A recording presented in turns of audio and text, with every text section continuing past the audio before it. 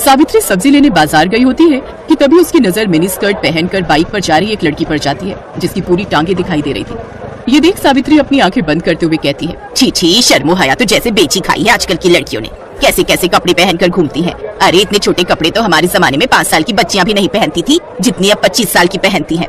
बुड़बुड़ाते हुए सावित्री घर आती है जहाँ वो टीवी पर सूर्य ग्रहण की खबर देखती है। क्या आज सूर्य ग्रहण है? ठीक है, तो जब तक ग्रहण है कोई भी खाना नहीं खाएगा। और तू बड़ी बहू, तू खाने में तुलसी के पत्ते डाल दे। सर पर घूंघट ओढ़े रेखा मुंडी हिलाती है। कुछ देर बाद सूर्य ग्रहण लग जाता है। तभी रेखा का पति ऑफिस से थका हारा घर आता है और फ्रिज में से ब्रेड जैम लगाकर खाने लगता है। ये देख सावित्री गुस्से में चिल्लाते हुए कहती है, हे राम, कर दिया ना अपशगुन। भला ग्रहण में कौन खाना खाता है? क्या माँ, अब भूख लग रही है तो कुछ खाओ भी ना क्या? ठीक है तो कह रहा है वो। अब ये सब पुराने विचारों को त्याग भी दो सावित्री। आप तो चुप ही रहिए। और तू बड़ी बहू, यहाँ खड़ी खड़ी मेरी शक्ल क्या देख रही है? तू इसे रोक नहीं सकती थी? माँ जी वो मैं। अब क्या बकरी की तरह मैं कर रही है? अपना पल्लू ठीक करिए, सर से खिसकना नहीं चाहिए। बहुएं जितनी मर्यादा में रहें उतनी ही अच्छी लगती हैं। अरे हम भी थे, जितना मर्जी काम करते थे, लेकिन मजा आले कि कभी घूंघट सर से सरका हो।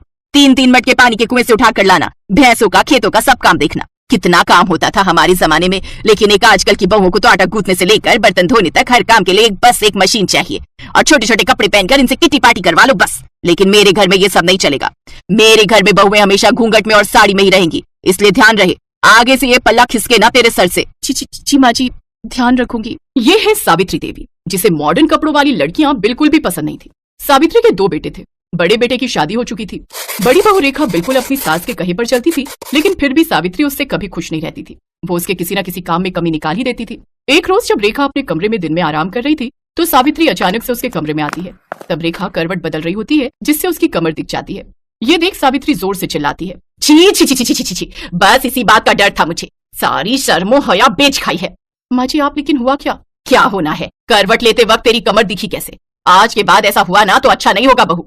और इस तरह बंदिशों में रेखा ने अपनी शादी का पूरा 1 साल काट लिया और उसकी फर्स्ट एनिवर्सरी पर उसका देवर राहुल दिल्ली से कानपुर आता। भाभी मुझे ना आप सबको कुछ बताना था, तो मुझे लगा इससे अच्छा दिन भला क्या ही होगा। वो मेरे ऑफिस में मेरे साथ संध्या काम करती है, अच्छे परिवार से है, अच्छा कमाती भी है और मैं उससे शादी करना चाहता हूँ। मतलब लव मैरिज?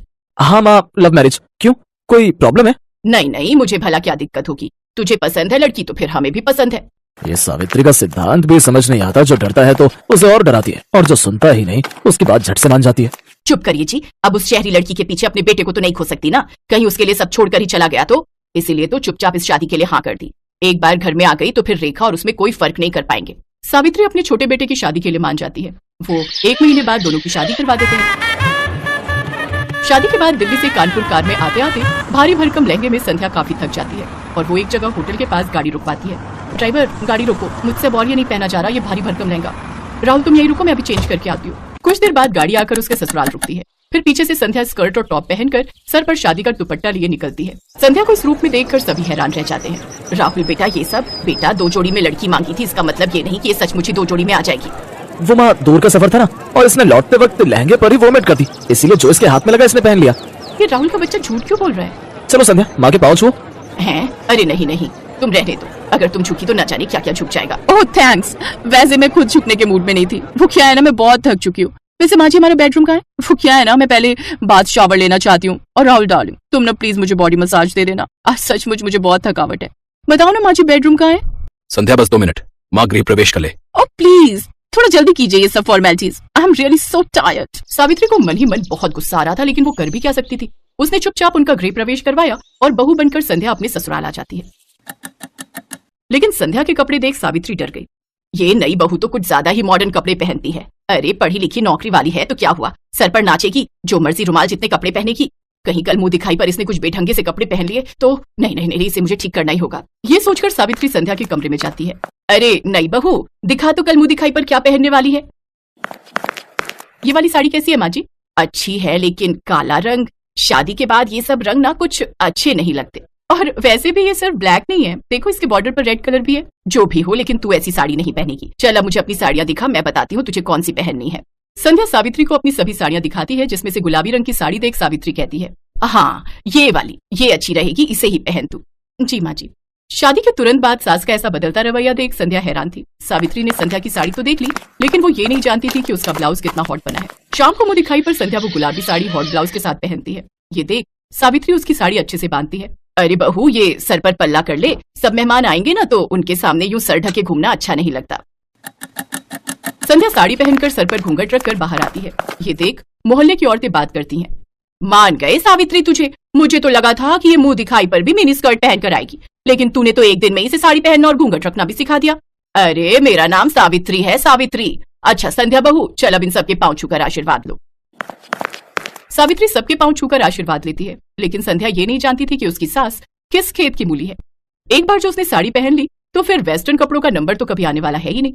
अगले दिन उन सबको मंदिर जाना था, इसलिए रात को ही संध्या अपनी सास से जाकर पूछती है कि कल उसे क्या पहनना चाहिए। तुझे क्या पहनना है क्या नहीं ये सब तो बात की बात है, लेकिन तू इस नाइट ड्रेस में बाहर कैसे आ गई? हमारे घर में ये सब नहीं चलता। लेकिन राहुल ने तो मुझसे कहा था कि मैं जो मर्जी पहन सकती हूँ। अरे उसे क्या पता इन सब के बारे में, रहा भी है वो इस घर में, बचपन से तो पहले पढ़ाई के लिए हॉस्टल में और फिर नौकरी के चक्कर में बाहर।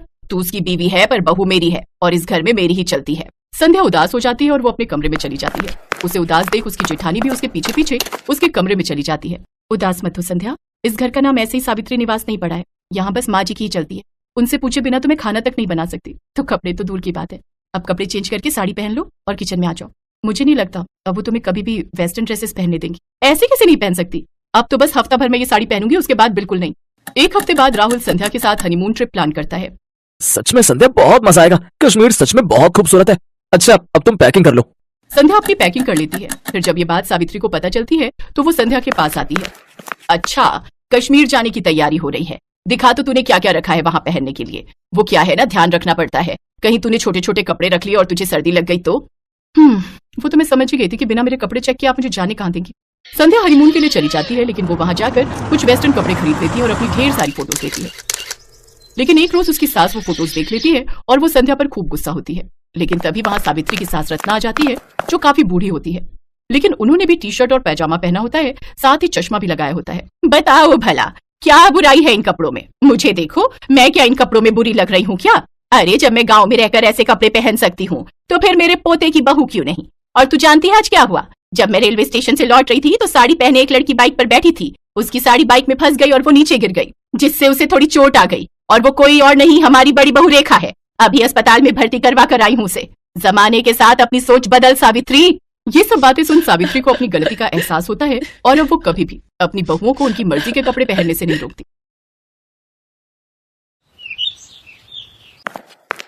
आज फिर इन दोनों बहनों ने इतनी पी ली कि इन्हें चलने तक का भी होश नहीं। गलती मेरी ही है, बिन माँ की बच्चियों को प्यार देने की चाह में इतना सर चढ़ा लिया कि इनके सही बुरे पर ध्यान ही नहीं दे पाया। और आज नौबत यहाँ तक आ गई है कि ये दोनों पूरी तरह बिगड़ चुकी हैं। अपनी दोनों जवान बेटियों की हरकतों को देखते हुए धनराज सेठ उनके लिए लड़के तलाशने शुरू कर देता है। फिर कुछ दिनों में उनकी शादी अपने बराबर के घराने में कर देता है, जहाँ उनकी सास राजरानी हाथों में आरती की थाली लिए उनका स्वागत करती है, जिसे देख सुनैना और मलाइका अपने घूंघट को हटाते हुए कहती हैं, ओफो सासू मॉम, अब ये सब तामझाम बंद भी करो। हम ससुराल आई हैं, कोई सरहद पर जंग लड़ने नहीं आई है जो आप ये सब ड्रामे कर रही हैं। ये कहकर दोनों बहनें बिना कलश गिराए ही अपने कमरे में चली जाती हैं। उनका ऐसा व्यवहार देखकर राजरानी और उसके बेटे निखिल और रोहित हैरान रह जाते हैं। अगले दिन वो दोनों सुबह 10 बजे सोकर उठती हैं। फिर राजरानी उनसे कहती है, अरे ये क्या बहुओं, अभी तक तुम दोनों नहाई नहीं। आज तुम दोनों की पहली रसोई है जिसमें तुम्हें मीठा बनाना है। चलो जल्दी से नहा लो। लेकिन सासू मॉम, हमें तो कड़छी पकड़नी तक नहीं आती, हमें तो सिर्फ मीठा खाना आता है, बनाना नहीं। और वैसे भी घर में नौकर है ना, तो ये उनका काम है। हमने तो आज तक अपने घर के किचन में भी कदम नहीं रखा। बेटा घर में भले ही हर काम के लिए नौकर है, लेकिन घर का खाना तो घर की लक्ष्मियों को ही बनाना चाहिए। माँ बिल्कुल सही कह रही है, और वैसे भी शादी के बाद अपनी पहली रसोई में मीठा बनाना एक रस्म है जो हर बहू निभाती है। ओफो, मायके में हमारा बाप कम था जो अब यहाँ तुम दोनों भी लेक्चर देने लग गए। Live it. अरे सुनैना, चलो जल्दी से रेडी होकर बाहर पूल में आ जाओ, आज हम दोनों जी भरकर स्विमिंग करेंगे। कुछ देर बाद दोनों बहनें सब घर वालों और नौकरों के सामने स्विमिंग ड्रेस पहनकर आती हैं और पूल में जाकर नहाने लगती हैं। अपनी बहुओं की ऐसी बेशर्मी देख राजरानी का तो सर शर्म से झुक जाता है। ये दोनों की दोनों तो मेरी नाक कटवा कर रहेंगी। हे भगवान, मेरे घर की इज्जत अब तेरे हाथ में है। राजरानी एक धार्मिक महिला थी, साथ ही वो समाज सेविका भी थी। उसका खुद का एक बड़ा एनजीओ था जिससे शहर की बड़ी बड़ी हस्तियां जुड़ी हुई थी। ऐसे ही कुछ दिन बीतते हैं। मलाइका और सुनैना अपने ससुराल के प्रति कोई जिम्मेदारी नहीं समझती थी। वो दोनों तो बस सारा दिन अपने मेकअप, पार्लर, शॉपिंग और पार्टीज में ही बिजी रहती। ये इतने छोटे कपड़े पहनकर तुम रात को कहाँ जा रही हो बहू? सासू मॉम, आज हमारी फ्रेंड की बर्थडे पार्टी है, हम दोनों नाइट क्लब जा रही हैं, आने में देर हो जाएगी, चलो सुनैना। फिर दोनों शॉर्ट ड्रेस पहनकर नाइट क्लब चली जाती हैं, जहां वो खूब सिगरेट शराब पीती हैं। फिर आधी रात को कुछ लड़के उन्हें घर ड्रॉप करते हैं। दोनों लड़खड़ाती हुई अंदर आती हैं, जहां उन्हें देखकर राजरानी उनसे कहती है, ये सब क्या है? आज तो तुम दोनों ने हद ही कर दी। अरे बड़े घर की बहुओं को ये सब शोभा नहीं देता। ओ सासू मॉम, अब अपना भाषण फिर देना मत शुरू कर दो। अरे यार, यही तो हमारे जीने के दिन है। अरे हम अपनी जवानी में एंजॉय नहीं करेंगे तो क्या तुम जैसी बुढ़िया होकर एंजॉय करेंगे? हाँ। तभी निखिल और रोहित वहां आते हैं और उन दोनों को जोरदार थप्पड़ मारते हैं। ये देखकर दोनों बहनों को बहुत गुस्सा आता है और वो भी अपने पतियों के मुंह पर थप्पड़ कस देती हैं। हम आज के जमाने की लड़कियां हैं, मुंह तोड़ जवाब देना बहुत अच्छे से जानती हैं, तो ऐसी गलती फिर मत करना। फिर दोनों अपने कमरों में लड़खड़ाते हुए चली जाती हैं। ऐसे ही समय बीता। फिर एक रोज सुनैना और मलाइका अपने घर में लेटी थी तो उनके फोन पर एक मैसेज आता है जिसमें शहर के बाहर एक फार्म हाउस में रेव पार्टी का इनविटेशन होता है। Oh wow, rave party! Malaika, I am so excited यार। मैंने आज तक बस रेव पार्टीज के बारे में सुना था, लेकिन अब तो हम उसे एंजॉय भी करेंगे। ऑफ कोर्स, अगर लाइफ में हर चीज का मजा नहीं लिया तो क्या किया? We will definitely go there. दोनों बहनें खुश हो जाती हैं और शाम को तैयार होकर अपनी कार लेकर वहां पहुंच जाती हैं। पुलिस से छुपकर उस फार्म हाउस पर हो रही पार्टी में शराब, सिगरेट, ड्रग्स से लेकर सुख की हर चीज शामिल होती है। वो दोनों उस दिन ड्रग्स का सेवन भी करती हैं, जिससे उनका सर पूरी तरह घूम जाता है और वो एक अलग ही दुनिया में होती है। तभी एक लड़का जो कि नशे में होता है मलाइका को गलत तरीके से छूने की कोशिश करता है। तभी कुछ पल के लिए लाइट चली जाती है और जब लाइट आती है तो वो लड़का जो मलाइका को छेड़ रहा था वो मरा हुआ जमीन पर पड़ा होता है। कुछ ही देर में उस पार्टी में पुलिस छापा मारती है और सबको अरेस्ट कर लेती है। अगले दिन राजरानी अपने बेटों के साथ जेल पहुंचती है। सासू मॉम, निखिल, हमने सचमुच किसी का मर्डर नहीं किया, हमें बचा लो सासू मॉम, प्लीज हेल्प अस। हाँ रोहित, हमारा ट्रस्ट करो, हमें फंसाया जा रहा है। हमसे बहुत बड़ी गलती हो गई जो हम उस पार्टी में गए। आज के बाद हम कोई पार्टी नहीं करेंगे और ये सब काम सच में छोड़ देंगे। तुम दोनों को अपनी गलती का एहसास हो गया, यही काफी है। आकाश, यहाँ आ जाओ और इंस्पेक्टर साहब आप छोड़ दो इन्हें। जी मैडम। ये लड़का तो जिंदा है। हाँ, ये सब हमारे प्लान था, तुम दोनों की अकल ठिकाने लगाने के लिए। दरअसल ये सारा प्लान राजरानी और उसके बेटों का था, जो उन्होंने अपनी बहुओं को सबक सिखाने के लिए किया था। उन्होंने ही अपनी पहुंच का इस्तेमाल करते हुए इस पार्टी का आयोजन किया और ये सब ड्रामा रचा। लेकिन इससे मलाइका और सुनैना को अच्छा सबक मिला और वो दोनों अब बेशर्म से संस्कारी बहुएं बन गई, जो अपने परिवार के साथ अच्छे से अपनी